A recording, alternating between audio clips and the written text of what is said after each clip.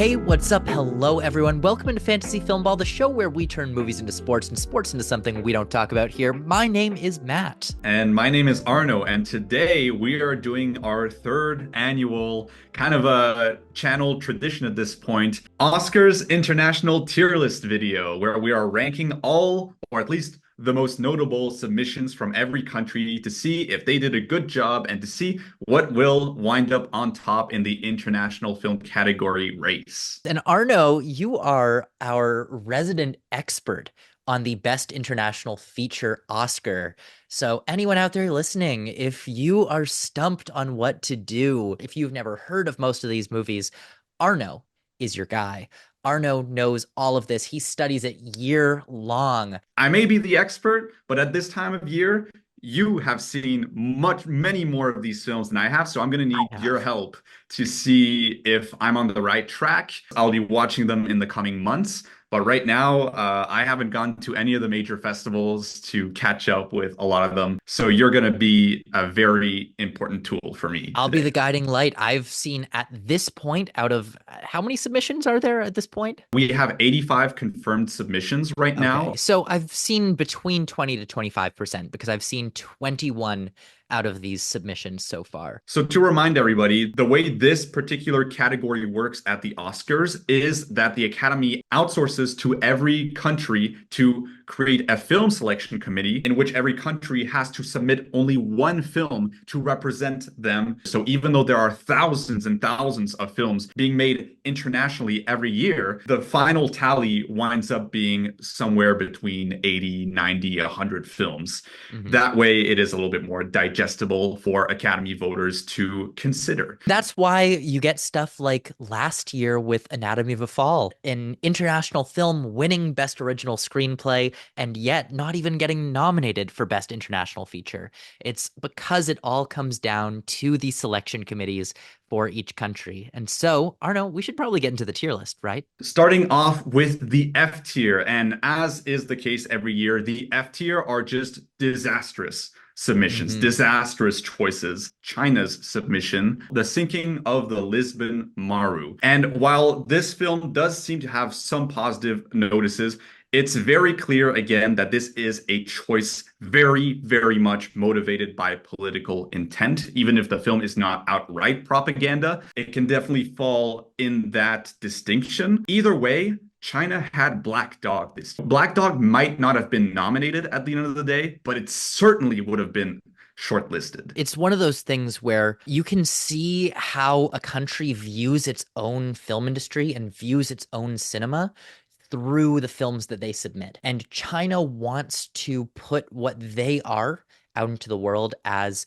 we make blockbusters. It's unfortunate because China has one of the most, I would say, vibrant, independent film scenes in the world.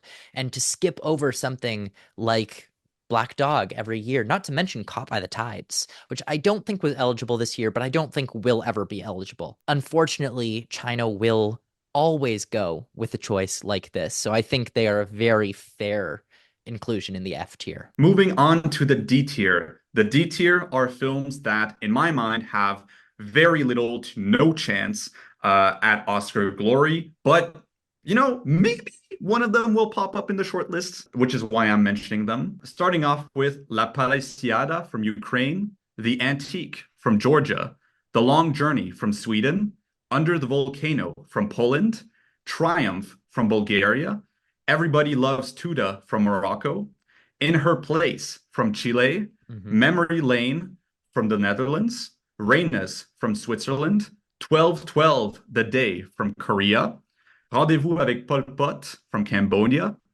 Shambhala from Nepal, Suho from Mexico, and Grand Tour from Portugal. That's a pretty reasonable grouping of films for the D tier. Now, I will say, I think you might be a little bit too harsh on some of these, but then again, you're not mentioning every film here. There are quite a few films that are below the F tier because they're kind of just non non-starters. These are the D tier of the films that are worth mentioning. I think the Ukraine one is a perfect one for the D tier because it's a film that I feel like doesn't really have a festival presence, hasn't really been seen by a lot of people, but I think it's worth mentioning because of the country of origin. No matter what Ukraine submits at this point, they will be put into consideration. That said, there definitely were better films that they could have submitted. Some of the other ones you have here, like the Georgian film, that's another one where that's a movie that's just nothing to me. But the only other film that I could think of that Georgia had to submit was April, which they would be diametrically opposed to because it's a film about abortion, which is illegal in Georgia. And so it makes sense why they didn't choose that. La Paliciada is a film that I've heard very good things about, but it's a film that is just too art house to ever have a chance of performing well at the Oscars. In the same vein as something like Grand Tour, who, despite Yes. having a great festival presence, despite winning the Best Director prize at Cannes, which is, the same prize that Park Chan-wook won 2 years ago for Mhm. Decision to Leave, is still at its heart a very inaccessible art house highbrow film. Ultimately, that is going to please a very small portion of pre-screeners at the Academy. I might urge you to put Portugal into that C tier area because there is still such visibility. Is it likely to get shortlisted? Probably not, but I still think it's worth looking at a little bit closer. The Swedish film is another one that, like Georgia, like Ukraine, I think that there were probably, I mean, there was an obvious better choice for Sweden, which was Crossing. It's just a less interesting pick than they could have gone with. But some of the other ones on the list, I mean, I completely agree with Poland's Under the Volcano being here. That's a movie where if it were to be picked, it would be picked almost entirely because of the subject matter and not because of the film itself, which is Hmm. quite dry, quite boring. Not a lot happens in it. Some of the other ones on the list, I mean, South Korea, definitely worth mentioning. It's another film that kind of just feels like a non-starter from a country that is still very much worth mentioning. Korea is such a frustrating country when it comes to their Oscar submissions because I feel like the vision of Korea that they want to put out to the world through their Oscar submissions is not really the one that best represents how the world sees Korean cinema. It's quite frustrating that really they've only ever gotten it right with Parasite. You're not wrong about Korea. I feel like their pattern is basically if we have an auteur film that is big enough to, get us a presence or get us a chance, we'll submit it. Yeah. Unless it's The Handmaiden, where they just don't for some reason. If we don't have that, or if we don't have something strong enough like that, then we'll just submit one of our big blockbusters because at least that's fun. So let's move on to the C tier. C tier for me are films that have a chance to perform well, have a chance at the shortlist, but most of them will probably be just left out. Julie Keeps Quiet from Mm. Belgium, followed by The Glassworker from Pakistan. Then it's Saturn Return from Spain. Then we have If Only I Could Hibernate from Mongolia.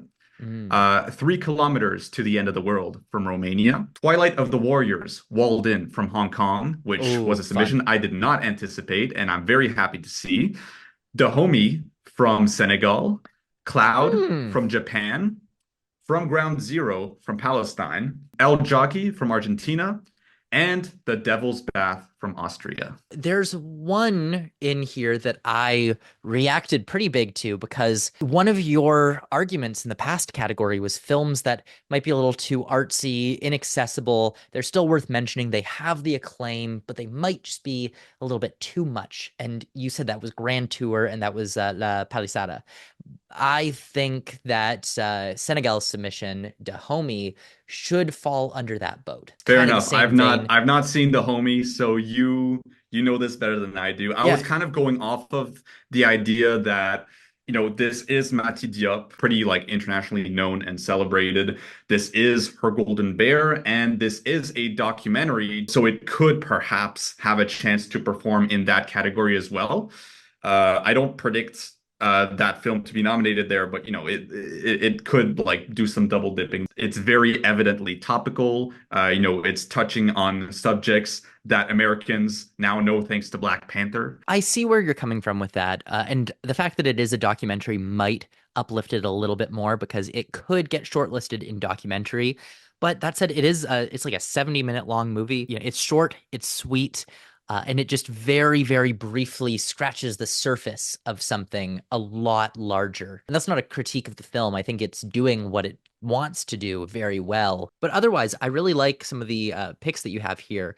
I'm a little surprised that you would put Belgium's submission, Julie Keeps Quiet, so low. I feel like the plot of this one, the topic of it, being a film adjacent to the Me Too movement, a film about a young woman who she sees things happening on her sports team and she decides not to say anything. And Hmm. what is in her choice to keep quiet? That plot sounds so juicy to me that I personally have this in my top 10. I think this Wow. is a Okay. short list. I think this is honestly, I could see a world where this gets a nomination. Kino Lorber bought this. This isn't about what the distributor's record is at getting nominations. It's about the kinds of films that Kino Lorber acquires and buys. Mm, It's also a film that, for me, from what I've seen, comes off as small, as quiet. It seems like a small indie. It seems like I agree with you. I'm actually very excited to see how it handles that theme. But right now, I'm thinking,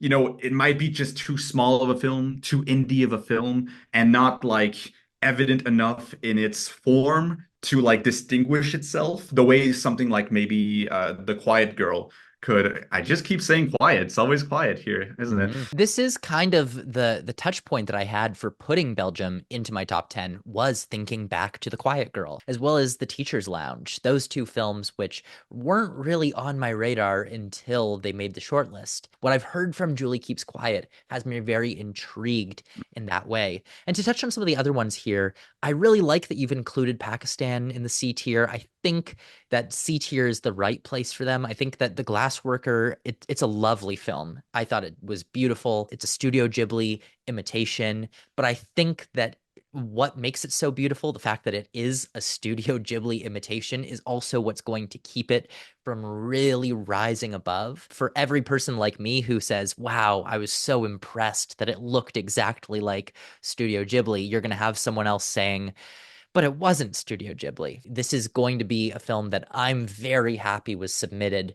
I don't think it makes the short list, unfortunately, but I'm really glad that it got the attention and the respect that it deserves by being submitted. Also, we got to talk about two action movies that are in here. Because first, Hong Kong, Twilight of the Warriors Walled In. What a cool pick. I And completely forgot that Hong Kong produced the film and was completely in their right to submit this. And when they submitted it, I was overjoyed. yeah, And it would be a fun surprise to see it appear on the shortlist, although I currently have it just sitting outside. I would agree with you. I think it's a little too cool, a little too action heavy to make it, because this is not a category where you see big action blockbusters pop up. I can't think of the last time when like an action movie was in here. God, Maybe nothing's popping RRR up. would have made it in, but we'll never know. We'll never know. But before that, the last thing that's popping to mind for me is Crouching Tiger, Hidden Dragon. And that was such an obvious submission. It's really cool to see Hong Kong submit this. It's not going any further. And I would say the exact same for Japan. C tier is a good place for it because Japan is such a big cinema country. People pay attention to it no matter what. But Cloud is just not meant for the Oscars. It goes from being such like a very slow, very heavy drama, very artsy, to just being like a Ben Wheatley Free Fire style kill fest. Hmm. And that doesn't say Oscar nominee to me. So, and it doesn't say shortlist either. So this is not making that, in my opinion. My favorite film of the year so far is Evil Does Not Exist. And a lot of people were disappointed to see that Japan had submitted Cloud and not Evil Does Not Exist. And while I love that film, and I think you do too, I don't think that film would have particularly performed well at the Oscars anyways. And I don't No, think Cloud is necessarily a better or worse pick. Cloud is a bit of a worse pick than Evil Does Not Exist, simply because Evil Does Not Exist has the clout of Ryosuke Hamaguchi. Because of Drive My Car, he automatically has this status that would probably get him a short list at the very least. The film might not go further than that because it does kind of do a few things that would put off casual voters. People get too caught up in the idea of this happened one time, so it must happen every other time. No, just because Hamaguchi made one movie that clicked with the Oscars doesn't mean that we have to consider every film he does from here on in to be an Oscar contender. Also, I just want to point out one other thing that you have here, which is Austria, The Devil's Bath. We don't often see horror movies get nominated here. But The Devil's Bath all year long has been reminding me of the Guatemalan film from 2020, La Llorona, because that film didn't get an Oscar nomination at the end of the day, did get shortlisted, did get multiple other nominations, did pick up some wins from major critic groups. And so Austria's The Devil's Bath, though the Academy might not have a taste for horror, critics could go out for it. It is a horror film, sure, but it's a more sophisticated horror film. It's a period drama Mhm. as well as a horror film. It is something that touches on real life phenomenons, real life events, from what I hear. And in that sense, it gives it a little bit more amplitude. It's not just a slasher. Yeah, it's a little bit of Robert Eggers feeling to it. Again, that was similar to La Llorona, which was very much elevated horror, and Oh, for that's sure. why it was taken so seriously by so many different groups, including, I think, the Golden Globes gave it a nomination. What do you think of From Ground Zero? Because here's the thing, I'll just say this. The whole year, I've been saying, oh, the documentary five ultimately is going to be like three films from Sundance, some other film maybe from Venice, and then whatever Gaza doc world premieres in TIFF. Now, Palestine has submitted this film, and it's 24 short documentary films compiled into one, which is not Academy friendly in the slightest. But we are talking about, the leading news cycle subject Mhm. matter of the last year now. And while this isn't No Other Land and this isn't To a Land Unknown, this is a film that, from what we've seen, has been getting really, really good reviews. And Yes. maybe it had a more quiet premiere than anticipated at TIFF, but maybe it'll start to gain momentum. I think its biggest hurdle is No Other Land. Because No Other Land has been getting so much traction, so much publicity, has been getting much stronger reviews from all over the place. If one documentary from Palestine gets a documentary nomination, it would be No Other Land over I From Ground agree. Zero. However, that's not the film that's submitted for the international category. I could see No Other Land's success in the documentary category helping to get From Ground Zero into the international shortlist. The fact that it's not just one story and it is over 20 different short films. If anything, I think back to a few years ago. Do you remember when the Laura Poitras short film was shortlisted for documentary short, and it was part of the year of Of Everlasting Everlasting Storm. Storm, the year of the Everlasting Storm. I could see a world where one or two of the short films from Ground Zero gets a documentary shortlist, but I would find it very hard to see an anthology like this performing overly well in the more general categories. Yeah, that's a good point where maybe some of the shorts from there can perform in another category. All right, moving on to the B tier. So the B tier are the films that I think are likely to be shortlisted, possibly even nominated, especially since I don't have too many films above there. They are made up of Armand from Norway, Nice. Lapaataa Ladies from India, Santosh from the UK, and I have as an asterisk here on Becoming a Guinea Fowl, which, as of recording, has not been submitted. But Zambia, who has not revealed their submission plans, is perfectly in their right to submit this, and frankly has no reason not to submit this other than that historically they have yet to make a single submission. So long as They've they've never done managed it. to organize themselves and submit this, followed by Vermiglio from Italy, Ooh, Universal that's low. Language. You think? I think so. We'll talk about that in a moment, though. Universal Language from Canada, Kneecap from Ireland, Touch from Iceland, The Girl with the Needle from Denmark, Flow from Latvia, and How Yeah. to Make Millions Before Grandma Dies from Thailand. I like this grouping. I do. I think you've done a really good job with this grouping. Now, let's start at the top. We got Norway with Armand. Rib I Ibelin. That wasn't even Not in their even not little even on short there list. shortly, yeah. Yeah, they had Quisling and this and another one that I forget the name of. This was pretty much the best case scenario for what Norway could do. There's One's even better. Lovable, which was like the highlight of the Karlovy Vary Film Festival and had like excellent reviews. Would that have been a better choice than the Camera d'Or from Cannes? I'm not saying it would have been a better choice, but it would have been a solid choice too. Especially like it Yes. reminds me of the Stellan Skarsgård film that was shortlisted a few years back. I don't see this getting nominated, but I do see it getting a shortlist because again, it's got attention. It is made by the grandson of Ingmar Bergman and Liv Ullmann. Like, Renata Reinsve is in it, and she's having a yeah, year she's again. having a year. The India one, I see where you're coming from. I believe you've put it here because what sometimes happens when there's a very big movie from a country and they decide not to submit it, the Academy ends up sort of shortlisting whatever they did anyways, almost as though they're shortlisting the country for its year that they had rather than the film itself. This reminds me of how Last Film Show from India, a film that no one cared about, still got shortlisted, arguably because they didn't choose RRR. Like there was another film that was being tossed around as a potential India submission. I looked at it before we heard about India's decision, and I was like, that's nothing. But when I looked into Lapaataa Ladies, I was thinking, Last Film Show was submitted as shortlisted, but it wasn't shortlisted because RRR, and therefore let's try to get India in there. It was shortlisted because the film was like kind of like really baity. Like it was a bit of Yes. an Indian take on Cinema Paradiso. Here, La Pata Ladies is almost screwball take on like marriage norms and whatnot in India. It's gotten a really great audience reception from what I can see. It seems like a very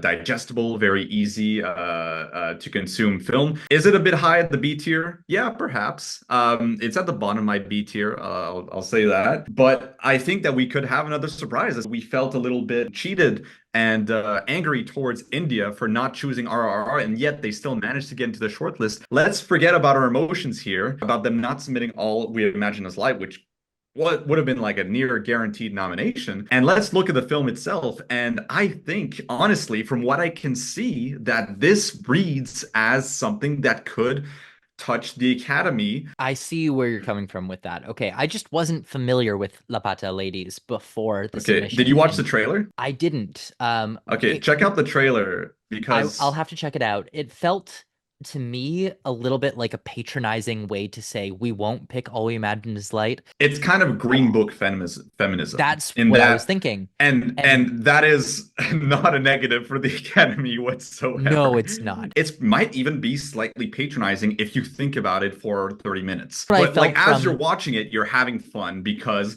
it's a dude who realizes that his wedding bride has been switched and the bride is on the run or something like.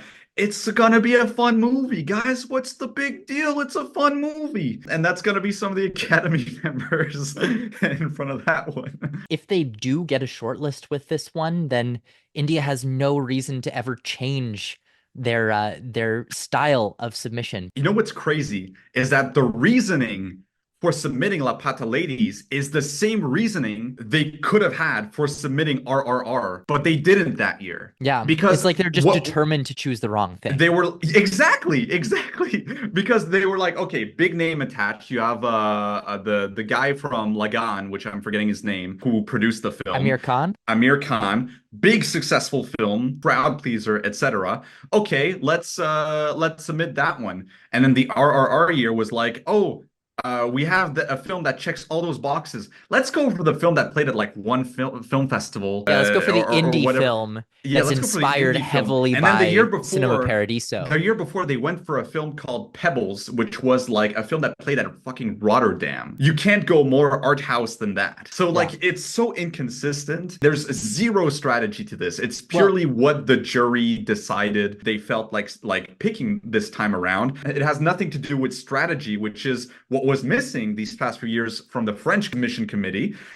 and right now is still consistently missing in India. What I've heard around All We Imagine Is Light is that it wasn't that they selected it because it doesn't feel Indian enough. What I heard is a lot of bitterness that it had been predetermined pretty much that they were going to choose All We Imagine Is Light. And I think the same could be said for RRR.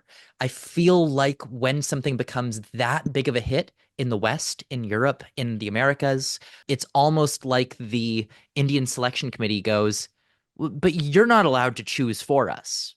The West doesn't choose for us. We're going to choose our own. I do think that the strategy behind choosing Lapaataa Ladies instead of All We Imagine Is Light or Last Film Show over RRR, the strategy is purely fuck you guys. You don't get to tell us what we submit. We're not going to get into another tirade, but like it further kind of proves that this system of film submission is fundamentally flawed, not just because it is at the mercy of a dozen people from each country kind of making a judgment as to a single film to submit, but also purely because we're talking about India here. This is a country of a billion plus people living there. It is the country that produces the most films per year, and yet they can only submit a single film for the Yep. Oscars as And not consideration. just how many movies they submit, there's so many different languages and cultures and different geographic areas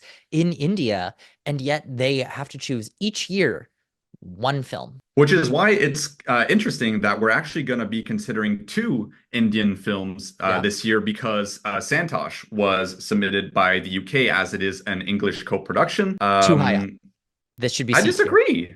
I This should be C disagree. tier. The thing about Santosh promises a lot off the bat, and it takes its sweet, sweet time getting to it. It's very similar, in my mind, to a lot of the films that you have in your C tier. I wouldn't necessarily call it a distinctly highbrow film or something like Grand Tour or Dahomey, but I would probably say it's more similar to Julie Keeps Quiet in what you were saying. Oh, it's a Kino Lorber film. They pick up films that are smaller, they're quieter. Mhm. And that's what Santosh feels like to me. Santosh is Metrograph, so I see what you mean. From everything I've heard about the film, from the reactions I've seen, also coming out of France, the film has come out in France, for instance. It seems like a film that's almost like arguably designed for the West. You know, it's kind of like Yeah. here's this kind of important issue that's going on in India, made palatable for Western audiences. And that description kind of makes me think, okay, this is the kind of like riling up call to action. It's going to kind of shed light on this issue of police corruption and of the place that women can have, having no choice but to take over the profession of their husbands. I feel like that's good enough for a short list. That feels somewhat baity to me. And on top of that, this film has an incredible festival presence. Programmers love this film, or programmers want to put attention onto this film. Maybe that'll translate somewhat to the Academy. It's because the film is so artsy. It's because the film is slow and it considers every moment in a very similar way, again, to some of these films that you have in the lower tiers because they're really taking their time. Santosh is one of those films. It may feel catered to the West, but it's not catered to America. It's not catered to the Academy. Okay, If anything, this is Caesar bait. This interesting. is a Okay. film that's going to play much better to art house audiences than it will to mainstream audiences. If anything, the commentary of a European film made in India that was leveled on All We Imagine Is Light is even more relevant to Santosh, in my opinion. While All We Imagine Is Light has that sort of art house feeling, I would say it's much more inspired by Asian cinema. This, Mm, to me, feels like something that you would very classically see come out of France or yeah. Italy. It's kind of crazy that if France had submitted All We Imagine Is Light, we would have had like essentially three Yes. Indian films to consider this year. But right now we have two, and we have two Persian language Yeah. films to consider this year. The one that's in my B tier here is Universal Language from Canada. One of the Yes. rare times where Canada actually made a smart informed, strategic decision that I think is going to result in a shortlist, maybe even on the best of its days, a nomination, It's a surprise possible. nomination. It's not impossible, frankly. It is possible because the film is so lovely and warm and it's got a good heart and it's funny. It's putting ideas out there. It's visually creative. The best case scenario I see for this is like a Fallen Leaves trajectory for it, where it gets some of those big nominations at the Globes, Critics' Choice, and then just barely misses at the Oscars. I don't ultimately think this will get in at the end of the day, but I think we're going to be waiting for it up until the very last minute. Oh, well, we can hope, we can cross our fingers. I know Hopefully, we I both love this really love movie. this one. Yeah. If I could wave a Canadian flag around right now and celebrate that we made the right choice, I would do it. After years of like Canada submitted a documentary you've never fucking heard of and you'll never hear about again. Oh, what's that? It's propaganda? Cool. After Glad that our years government's of funding that. being stuck with submitting Xavier Dolan films, They being swung stuck so submitting hard in the other direction. They the really said fuck Quebec and decided to yeah. just submit random documentaries that were not set in Canada. And finally, they picked universal language. They made a very good pick, and I Yeah. really hope that they're rewarded for it and that it gives them an incentive to make more good picks in the future because Canada makes banger films year after year. We never get a spotlight shown on them. Red Rooms last year, man. The Red Nature of Rooms. Love. Rice Boy Sleeps. All three of those would have been banger nominees. Real The talk, Nature of real talk. Love beat Oppenheimer at the Caesar Awards. Okay, real question. What was Canada's submission last year? Um, I it starts with a K. No, it doesn't.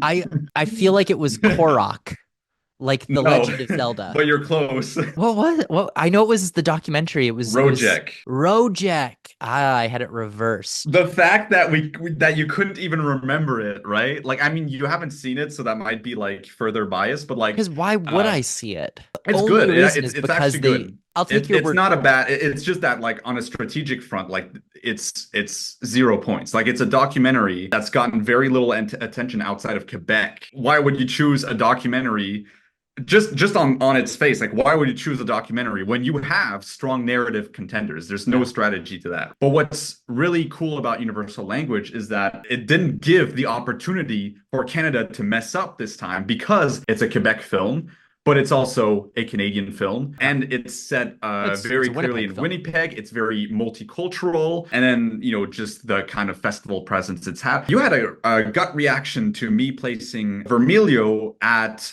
around my 10th slot here. I think that's pretty low. For one thing, we've seen Italy get nominations in the past for films that have done less than this. This won the runner-up Grand Jury Prize at the Venice Film Festival. It's been picked up by Janus Criterion Collection. Although I didn't love it, I see how much some other people are loving it. I wouldn't put this in my top five, but I'd have it right outside as my sixth I mean, place I here. have it not too far. First of all, I feel slightly cheated because I haven't gotten like a ton of reactions from this film. And one of the reactions I was basing myself off of is yours. I was kind of picturing kind of Alice Rohrwacher, Yes. a bit of a La Chimera style to it, but colder in tones. Rohrwacher is not inaccessible, but there's a slight it's particular. It's not for everybody. Hmm. That doesn't sound to me like a nomination. On top of that, of course, it's entirely possible for Janus and Sideshow to get two nominations. If you look at the past years, generally speaking,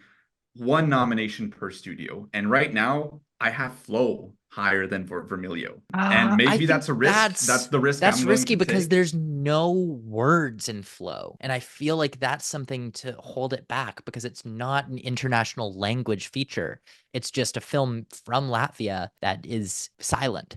But that said, Maybe, with but like if Vermilio, it gets the the traction it needs, if it gets that nomination in animation, if it gets the release and makes like surprisingly good numbers, this might be like one of the highlights of the category. This might just be Yeah. the one that Janice winds up pushing, whereas Vermiglio is gonna do well, but not And it's not quite going to be a box office nomination thing well. either. Whereas it seems like they think Flow can be like a box office. They're putting it in a Yeah. thousand theaters. That's Oh, I didn't know that. crazy.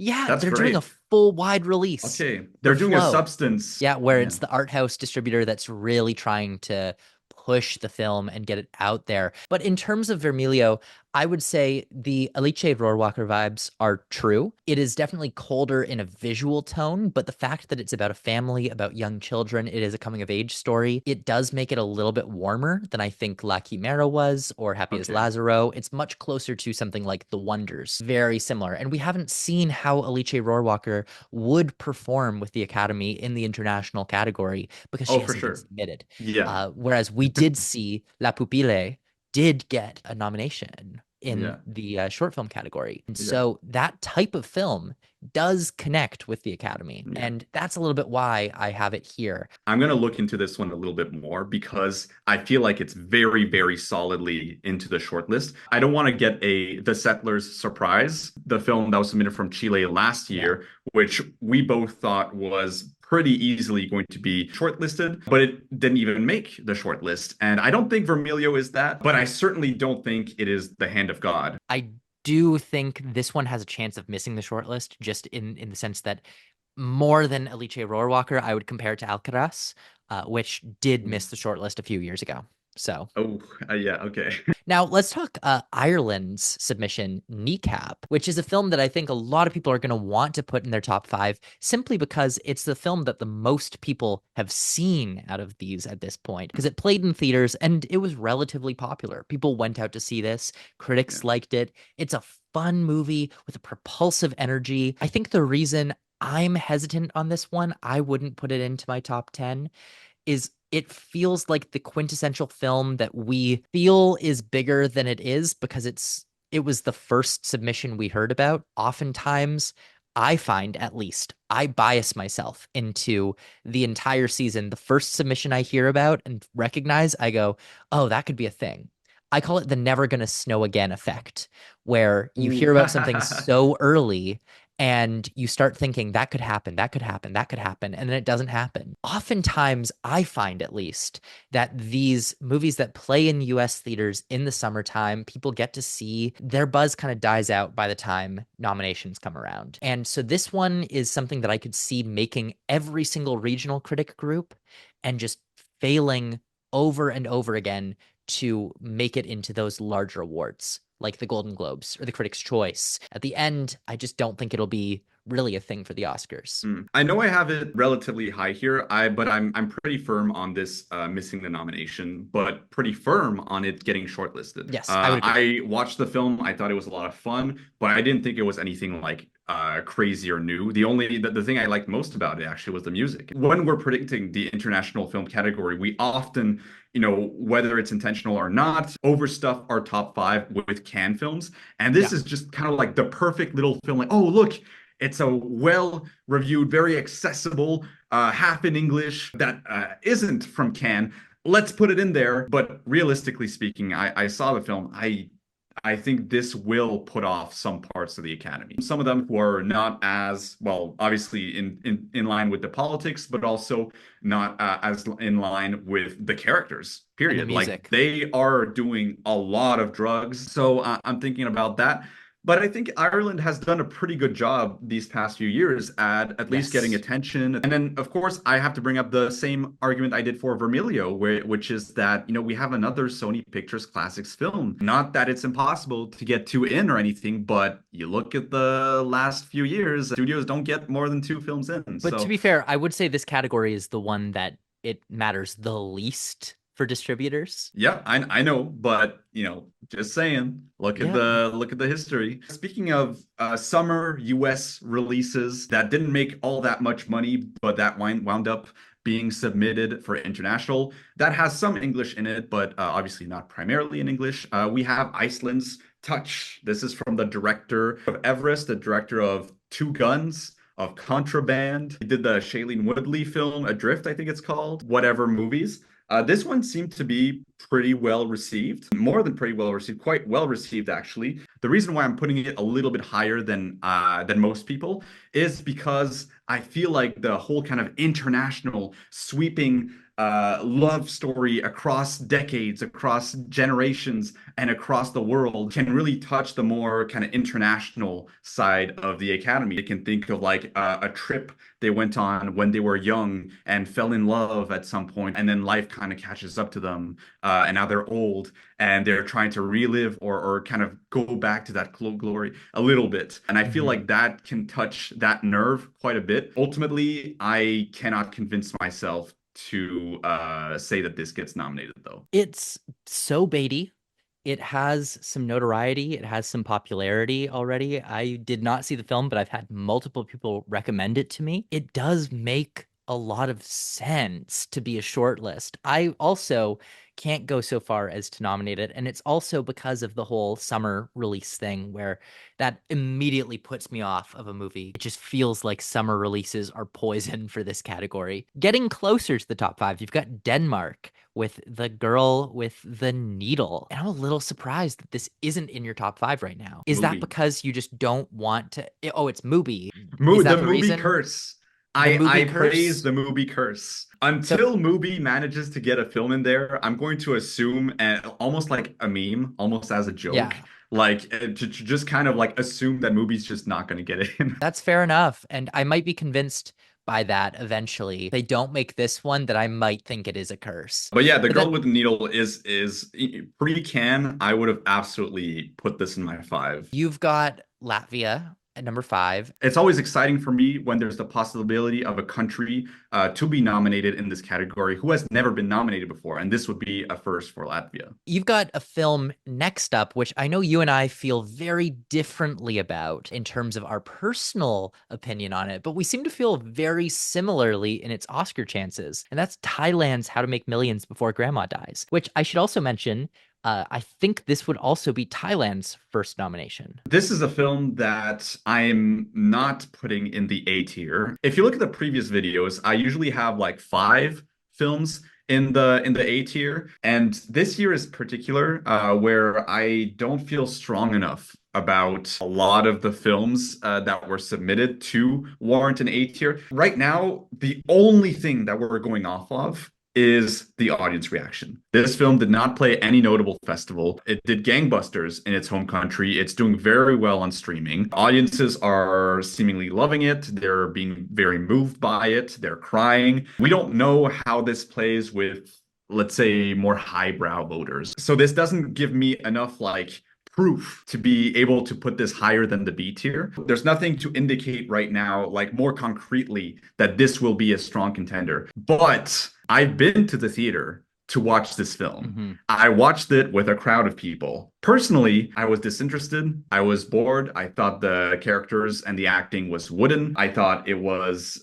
repetitive. But I can tell you, everybody around me was crying. Everybody around me was sniffling. Occasionally, I could hear them more than I could hear the movie. So Yeah. this thing is working on most people, and I've seen it firsthand. I haven't seen this in a while, so this is my own bias a little bit too. And this will be a nomination I personally will be disappointed with, but right now I cannot deny the audience reception to this. It is what it is. You know, that's what the people want, I guess. It is what the people want. I'll tell you, when I first watched this film, by the end, I was just a sniffling mess. I looked like a disaster. And I know it didn't hit you like that, and that's fine.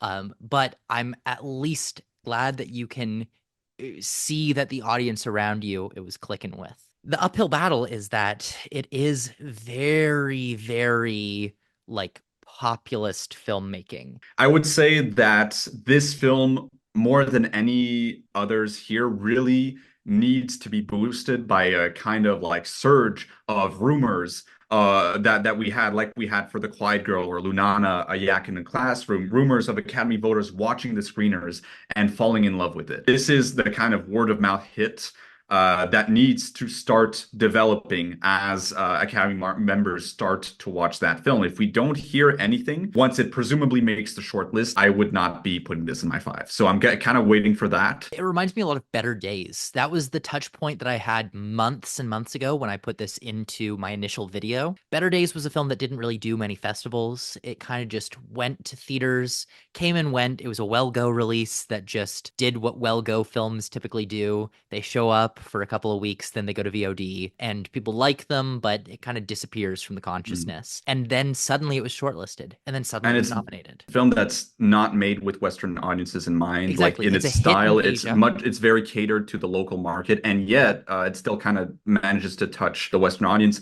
I don't know if Better Days is a great comp purely because that was the COVID year. It made kind of that category particularly fickle, but I see what you mean. I would agree that the COVID year does change things, but I think it's a similar principle of a film that is really, really strong at the box office in its home territory. And that kind of just is a early sign that it could be something much bigger when it comes to the In Academies. the same way that Better Days had its Hong Kong or Chinese viewers kind of riled up by the unjust or the harsh education system that it was portraying, here I suppose you have Thai people and people around the world kind of realizing, oh, maybe I should give a shit about my grandma. So, It had me going immediately, oh, I should call my grandma. And then the next day, I did go and visit my grandma. clearly, I don't have a soul because that is not the reaction I had. Anyways, next up is my A tier. You already know I'm still here from Brazil, Yeah. the Seed of the Sacred Fig from Germany, and topping off the list with what could honestly be like an SS plus tier is The biggest Emilia S tier we've ever Pérez. had. But let's talk about I'm Still Here. This is the submission from Brazil. You have seen it. I have not. Everything Yeah. on paper is saying that this is a shoo-in, not only because it was received very warmly, it has very high audience reception. It Hmm. seems it even won a prize at Venice, maybe not the prize we were expecting, but still, Fernanda Torres is terrific in the film. Not a Best Actress campaign, but just having a performance that people love in the film is very good. Matt, please convince me for not having this in the top three right Oh, now. I would not convince you to not have this in the top three. This is top three.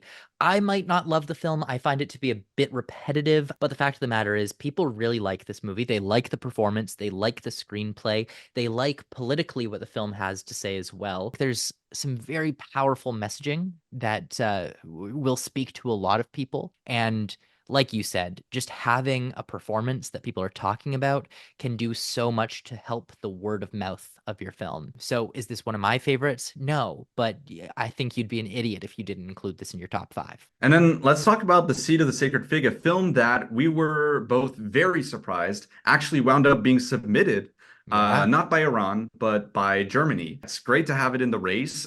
It's unfortunate that it won't be, hypothetically a prize that Iran can win, but, maybe at this point they don't particularly deserve to. No. And it's a film that right now, a lot of us are thinking, maybe can sneak into original screenplay. Best Picture seems very unlikely. There's nothing concrete right now to indicate that that is something realistic. Therefore, I cannot justify putting this in the S tier as I don't have any concrete information to justify this film getting nominations outside of international. But I think it's like 100% locked for a nomination. I'm not even scared saying that. Like, there's Yeah. no way that this film is being ignored. It's not like Neon has too many dogs in the race or anything. Like, they only have this one. Frankly, there is still a world. It's very unlikely, but there's still a world where this can win. I have nothing to make me believe that that will happen other than pure stubborn belief. Because I just rewatched this film a couple days ago and it is my favorite movie of the year. It just shook me to the core. I would love more than anything to see this get major Academy Awards attention. I just think it's a little bit too much wishful thinking to say that it will do that. Also, I think seeing so many people that I respect the opinions of say that this film was just decent and didn't hit them in the way that they hoped it would. Meanwhile, I'm sitting here being like, this is the best movie of the year. What are you talking about? This is like I'm gonna top five wait. of the decade. I'm gonna wait for my parents who are in France right now to go watch this film and let them like kind of more of a normie opinion. I told them, you guys have to report back to me about Emilia Perez. And they went to see it and they said it was extraordinary. Even though right now, when I look at my friend's rating on Letterboxd of Emilia Perez, it is sitting at a 2.9. This film is a shoo-in for a win. Multiple nominations Like across 10 the board plus at the Oscars. nominations. It's almost a shoo-in for director, picture, other above the line nominations. This is a runaway success. France actually submitted the correct film this time. They could have still gotten a nomination with The Count of Monte Cristo and certainly with All We Imagine Yes. Is Light. France has been royally screwing it up for years. They haven't won an Oscar since '93. They could have won last year with Anatomy of a Fall, but hey, they will redeem themselves here, I suppose, with Emilia Perez. I've heard so many people, again, people that we really respect, people that we really think very highly of their opinions. So many people loathe this film. I think it's fine. Is it as good as it could be? No. Is it as Do bad you as it think could be? do you think you'll Absolutely like it not. more on a rewatch? No. If anything, I think I'll be a little bit harder on it on a rewatch because the novelty won't be there anymore. The shock, the surprise of how far it takes some of its ideas won't be there anymore. And I think that a lot of my enjoyment from the film was just like, oh my God, they're really going for this musical aspect. When that shock wears off, what it really is will be left behind, especially like seeing it at Cannes. There was no opportunity to read trans perspectives on the film. There was nowhere where you could really hear the people that this film was made about talking about the film. Whereas now that the film has been seen much more, you can find those resources. You can find trans critics who have their opinions out there. Reading more of that, educating myself will only make me sour on the film more because it truly is a film that does not care about the people it's making a film about. It's a source of entertainment. It's not trying to authentically tell the story. We've mentioned Green Book before. It's the Green Book of transness. In all fairness, Carlos Sofia Gascon was cast. This isn't a casting of like an actor Yeah, no, playing trans or anything like that. no, it's So certainly there not an is, Eddie Redmayne situation. But what I've heard from a lot of trans critics, the story still centers a lot of very problematic ideas. There's such a focus on dead naming, such a focus on who she was before. There's such a focus on genitalia, which weirded me out on a first watch. Weirded me out. The amount that they focus on the surgery as like an important, this is like the number one thing doesn't sit right with me, and it doesn't seem to be sitting right with others that I've read online either. And I think what it comes down to is it's really good that they brought on Carlos Sofia Gascon to play this role. However, at the same time, I don't think that absolves them of their responsibility to like literally have a single trans person on the creative team, at least from like my brief researching of the creative team. I think Carlos Sofia Gascon is like the only trans person involved in making this movie. Also, no Mexicans involved in this movie. Adriana Paz. But like she doesn't have a very big role. And there's not a single Mexican on the creative team. We can like consider what Audiard is doing as like a kind of blanket exoticism, of Yeah. Mexico, from the point of view, and without even shooting in Mexico. On the other hand, that's exactly what spaghetti westerns are. Yeah, Other oh, than Clint totally. Eastwood, they're Italian produced, Spain shot fantasizations of Western tropes and of America. Dealing with the cartel and dealing with a depiction of Mexico as like a hotbed of crime and like injustice. I think that's more the issue. When you look at spaghetti westerns as exoticizing the American West, that's a very different thing. But I that's mean, kind of there are just like very racist depictions of Mexicans and Native Americans in the spaghetti westerns as oh, well. the general standpoint I have is as a director, you can make a film about anything as long as you surround yourself with the right crew and you do your due diligence. I'm not sure if Audiard did his due diligence. Mm. in the crewing of the film, in the making of the film, in the research around it. A lot of it feels very much like he's just like, I'm gonna make a movie and who's gonna stop me? And it really feels like he's waiting for people to like give him a big pat on the back Mm. for being audacious enough to do something So like let me ask you this. So we're pretty convinced that this is winner. probably a winner, that this is going to be Academy bait, that this is going to be nominated in tons of categories. If there are so many people who find it divisive, if there is going to be a lot of people who are going to be against this film having success, why is this going to be such a big Academy darling? Why is this going to be potentially the nomination leader? Well, it's because it's a love it or From your hate it point of movie, view. and love it or hate it movies do extremely well. The films that get extremely polarizing reactions, where some people think it's a top two, top one movie of the year, and others think it's the worst piece of shit that they've ever seen. Both of those people are going to go on Twitter and they're going to talk about it. Both of those people are going to tell everyone they know about the movie. Word of mouth goes both ways, and any publicity is good publicity. So a movie like this will benefit from people absolutely fucking hating it. This is Joker 2019. It's Jojo Rabbit 2019. It is that movie. The difference is that in this case, the people that are going to be loving it and voting for it are thinking that they're doing something really progressive by going for it. It's Green Book. Don't Look Up is another one where, you've got the people that love it Mm. and the people that hate it. I was referencing Joker in part because it was a nomination leader Yeah. and it got a huge above the line and craft support, right? An acting win and a craft win. Emilia Perez could repeat that. It's too early to know for sure. I think Zoe Yeah. Saldana wins. And I think if Honora slips, then we're looking at Carla Sofia Gascon winning. I Kind don't of see a a world Dallas where Buyers she. Club Yeah.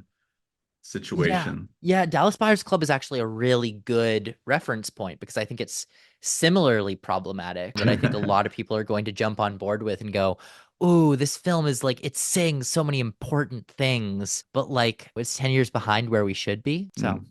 but yeah, it's winning, and Mm. unfortunately, I don't think the Seat of the Sacred Fig can topple it. But yeah, that was the international tier list for this year. Thanks a lot for watching. Be sure to stay tuned in like 2 months or so when the short lists get released, and then we'll do another tier list with those 15 films now that we'll have a clearer picture of what that race looks like. Thank you so much for watching. We really appreciate it. As always, my name's Matt, And my name's Arnaud. and this has been Fantasy Film Ball.